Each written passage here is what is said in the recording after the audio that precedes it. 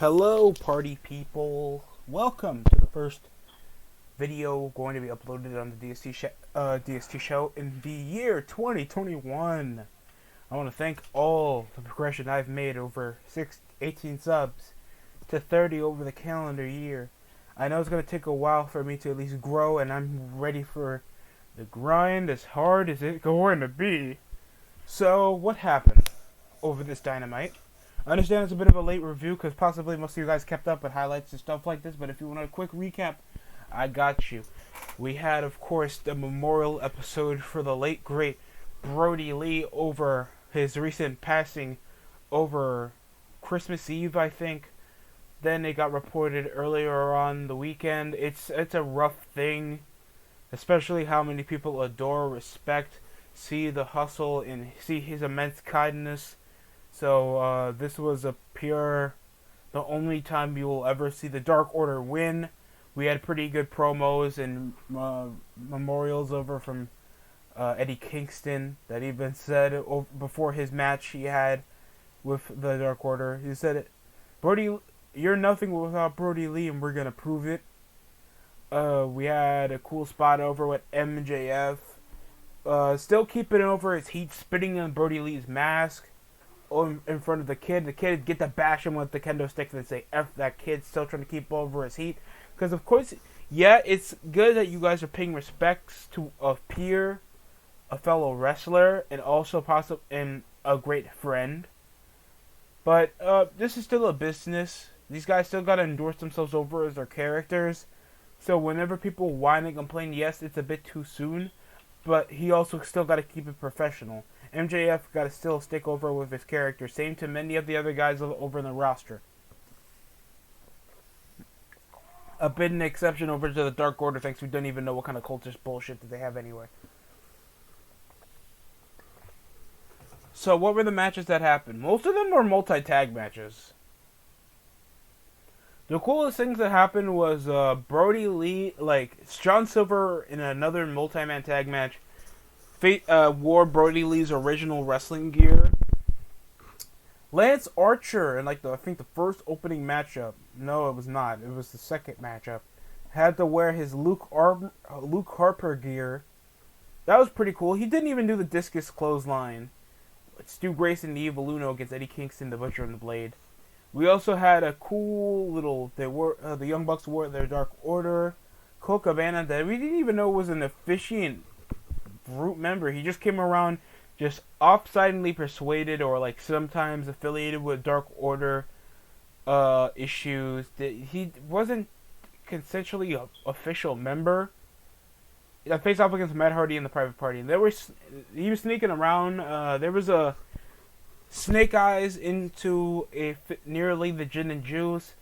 It came up with I think the BTE trigger into that running double hook legs pinfall for the 3 count. So it was a feel good moment. Everything was a feel good moment over to the show, and there was John Moxley issued to come back. There was not that much intertwining conflict, just in paying respects to John Hubbard. There was also Alex Reynolds, John Silver, and they did their little combo, Enziguri, German suplex, knee strike. MJF was just getting overly bumped off. Santana and Ortiz took some decent spots over with buckshot lariats, kip-ups, clotheslines. It ends with the Bucks. I think the Inner Circle still picked up their L against them. But the match was fine. It was doing as much as it can. There was this all over Brody Lee references, over most of the origin, how most of them affected them. We get to see stuff of Eddie Kingston, Cody, loved ones, the guys that barely even show up over in the roster. Oh, by the way, outside of most of this, Shawn Spears is officially removed from the AEW roster on their website. And I'll do, if there's more information due to any backstage information that they have, Because most of what we got over, most of the information over Shawn Spears was that dumb promo he had last week over I'm in good hand, jobber, always phone the brass ring. I'm going to be treated like just how I was in the WWE because he didn't utilize my lack of charisma, my disinteresting character. Like they called you the chairman, all because you hit Cody Rhodes with a fucking chair. Dude, that's not interesting at all. And most of the time, after you hit Cody with that chair shot after one AEW pay-per-view, what happened? You jobbed out to him 3 times, and one was for the TNT title, one was a grudge match, another one was a pay-per-view match. You suck. You have no charisma. The most prolific storyline you had that you didn't even look... like every storyline, he looked like a jobber. Scorpio Sky made you look like a jobber with the stupid glove. You lost in your underwear with Dustin Rhodes. You have the most uncompelling pay-per-views. And AEW is trying so hard to make you over. WWE wouldn't be that generous to give you Tully freaking Blanchard from the freaking Four Horsemen. He's making FTR that charisma vacuums in their own way, but at least they have a semblance of a gimmick. Nobody knows what the Shawn Spears is other than another guy with a mandible claw. Oh wait, he cheats with a metal plate in the glove. That's the only thing. They try to give him a chip over his shoulder. He just knows he can't do promos. He's not that compelling over a look, and he can't get over from most of the upper card guys because Cody already made him look as vulnerable as he can be, and if he can barely look competent against Scorpio freaking Sky of SCU, so what's the point of keeping him over the roster? It's probably some bitch shit from what he's doing backstage. That's the only reason, because that's what I'm seeing from most of my information. I just never liked Shawn Spears. He just felt like this whiny guy that feels like he's over an upper carder, even though he spent like 15 freaking years in developmental. If you spent double digits over developmental and it took you that sum of time to develop that much of a gimmick that you just said 10 for your 10 year of being just absolutely mediocre, then I don't know what to tell you. AEW has a right to get rid of you, but Jimmy Havoc has to be gone because, of course, the whole call-out movement. But other than that, just God, I hate Shawn Spears. If that's gonna sum it up. Other than people more talented than Shawn Spears, we had, of course, Anna Jay, Ty Conti, even though Ty Conti's not even affiliated over the Dark Order, but we just needed a tag team match. So we had Anna Jay, Ty Conti against Britt Baker and Penelope Ford. And, of course, we also have our beach bash for, like, that marriage thing come February, and we have, of course, our New Year's Smash. That will be next week, I think. So, Anna Jay... It was fine.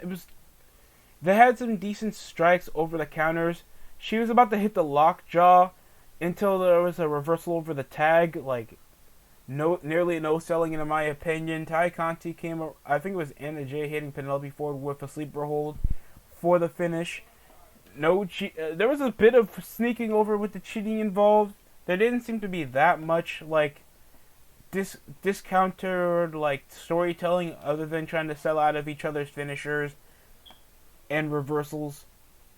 Then we had Team Taz against it was the powerhouse Will Hobbs, Brian Cage, and Ricky Starks. Where Ricky Starks do the whole like he's trying to get a silhouette logo of it, and it was a weird pose. I like Ricky Starks. I feel like he has a decent look. Looks good. Looks like an average mid-carder.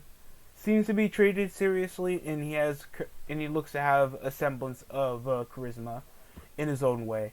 So I'll at least excuse it over for that one because I've been watching this guy since I saw him on NWA Power like last year. So I can see why morally people have interest on this dude. Mr. 10, Cody Rhodes, and Orange Cassidy.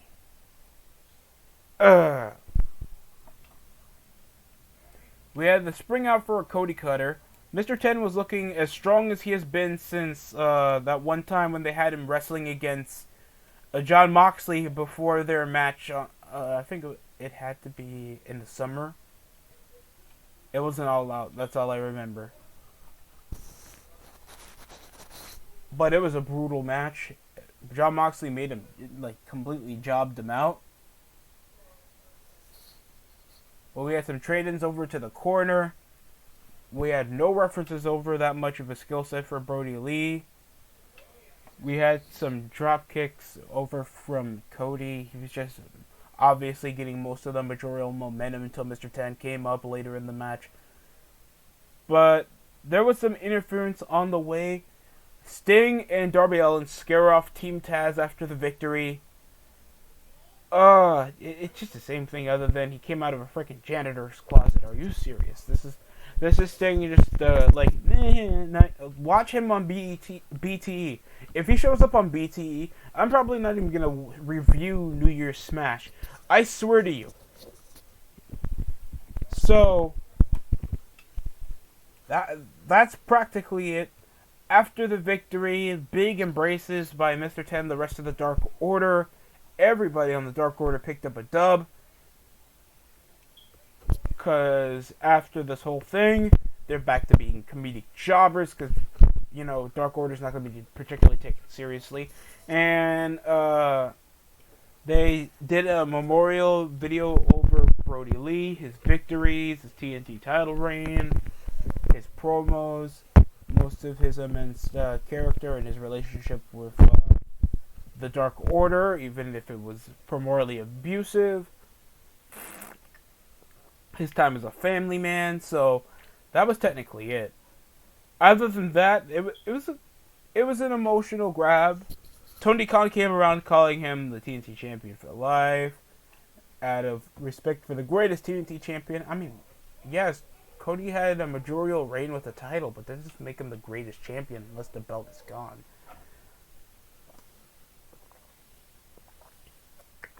So, we of course end the show with Brody Lee's child and everybody embracing, and that's technically the show. Just for the standpoint of what they were doing this for and how much great respect they had for the faction, the family, giving a lifelong contract, trying to support the family of a lost pro wrestler over health reasons, and still giving care. That's just big ups. Even big ups by WWE for still paying respects to a former employee, even though they have longer history with the guy than AEW had for just a near calendar year, when he was signed over near early stints of the summer. But they did Mile High, and they treated it with a bit of class. So for this one, I'm giving it a 5 out of 10 on an overall show-wise, but I'm plussing that over for a 5 for respect for Brody Lee, to giving it the first ever 10 out of 10 for the Brody Lee Memorial Show. Don't forget, we have New Year's Smash come later this month, so don't forget. It's been a tough 2020. I had to hear about one of my favorite rappers passing recently, a former wrestling legend and a good trainer pass, and of course a great man pass that's also a professional wrestler. So it's been a tough 2020, but 2021 gives at least a chance, and I mean a real chance, for at least new stuff to happen, and that only takes us to take that step. So that's all I got for most of the review. If you guys want to hear more, or at least get more information about New Year's Dash, because I rarely do prediction videos, please put me on just put it on the comment section. I'll be glad to read it. If you guys want that on the next video, I'll be glad to do it for you. Other than that, that's it coming from the DST show. That's it for me.